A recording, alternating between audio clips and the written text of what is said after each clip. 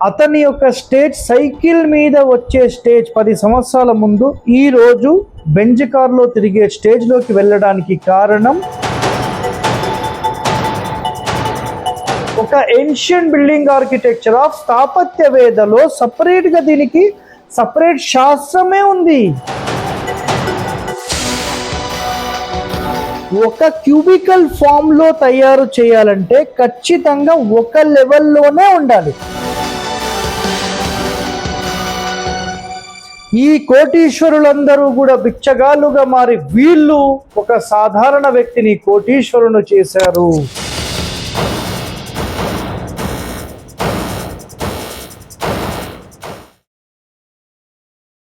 కోటీశ్వరుడిని చేసిన బిచ్చగాడు. సో ఈరోజు ఒక కోటీశ్వరుని గురించి నేను చెప్తాను. హైదరాబాద్లో ఒక ఇంటికి సంబంధించిన ప్లాన్కి ఒక ఆయన పిలిపించడం జరిగింది, ఒక పెద్ద ఆయన పేరు అవన్నీ నాట్ రిక్వైర్డ్.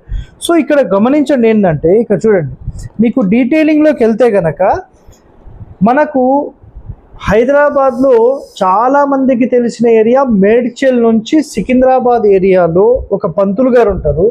సో నిజంగా అతని యొక్క స్టేజ్ సైకిల్ మీద వచ్చే స్టేజ్ 10 సంవత్సరాల ముందు ఈరోజు బెంజ్ కార్లో తిరిగే స్టేజ్లోకి వెళ్ళడానికి కారణం నేను చెప్పిన కోటీశ్వరుడు.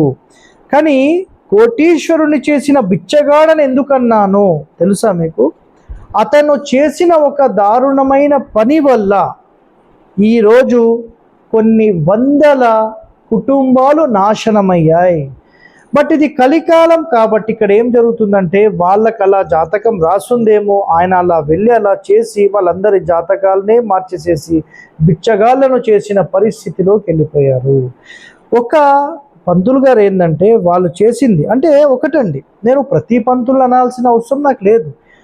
వాస్తు అనేది కంప్లీట్ ఒక డిఫరెంట్ బిల్డింగ్ ఆర్కిటెక్చర్, ఒక ఏన్షియంట్ బిల్డింగ్ ఆర్కిటెక్చర్ ఆఫ్ స్థాపత్య వేదలో సపరేట్గా దీనికి సపరేట్ శాస్త్రమే ఉంది. ఇది పంతులకు సంబంధించిన సబ్జెక్ట్ కాదు. ఇది మళ్ళీ చెప్తున్నాను నేను. ఇప్పుడు మేము వాస్తు చెప్తున్నాం, కంప్లీట్ ఒక ఏన్షియంట్ బిల్డింగ్ ఆర్కిటెక్చర్ ప్రకారం తీసుకుంటాం. కొంత జాతకాలు కలుస్తాయి, జాతకం ప్రకారమే వాస్తు ఉంటుంది, వాస్తు ప్రకారం కంప్లీట్ జాతకం అనేది ఉండదు.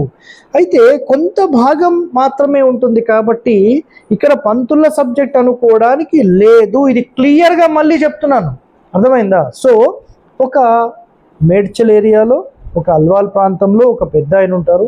ఆయన ఒక వాస్తు ఆయనను పిలిపించాడు. ఆయన పౌరహిత్యం చేసే వ్యక్తి పంతులు గారు అనమాట. Right, okay. అతను ప్లాన్ ఇస్తే అందరికీ బాగా జరిగిందంటే సూపర్, అందరూ సంతోషిస్తాం.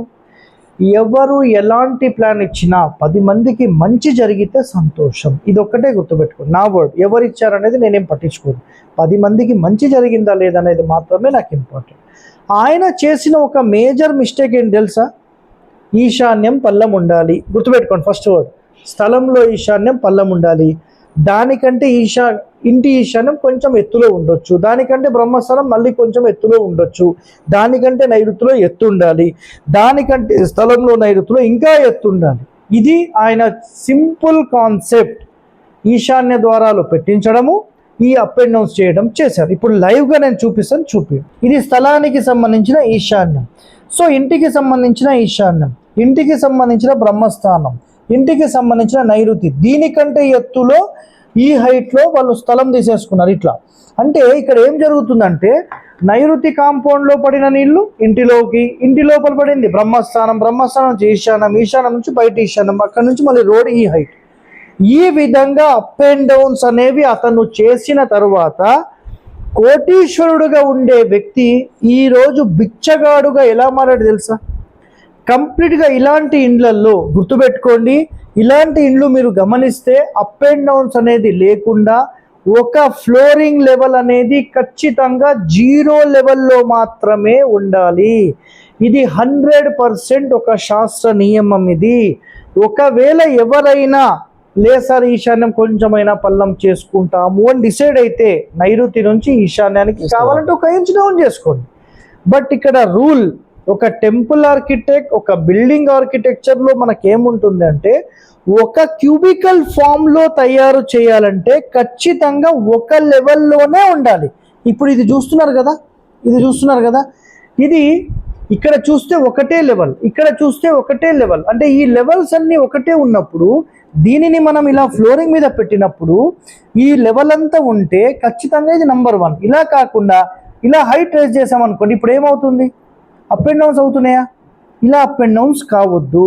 కాబట్టి మనం ఇక్కడ ఏం చెప్తామంటే ఇల్లు అనేది ఎప్పుడు ఒక లెవెల్లో మాత్రమే ఉండాలి. కావాలా మీకు ఏమన్నా ఖచ్చితమా? అప్పుడు ఏం చేయండి అంటే సింపుల్గా మన ఇంటికి సంబంధించిన ఈశాన్యంలో ఒక 1/2 ఇంచ్ 1 ఇంచ్ డౌన్ చేసి నైరుతి హైట్ చేసుకొని వాటర్ స్లోప్ వెళ్ళేలాగా చేసుకోండి. వాటము అంటాం. ఇది మీరు ఖచ్చితంగా పాటించాలి. సో ఇప్పుడు ఎవరైతే ఆ పెద్ద ఆయన ఒక పంతులు గారిని పిలిపించారో ఆయనకు ఖచ్చితంగా అంటే ఆయన ఏం చేశారంటే 50 నుంచి 100 ఇంటి ప్లాన్లకు సంబంధించి ఆయనకి ఇప్పించడం జరిగింది.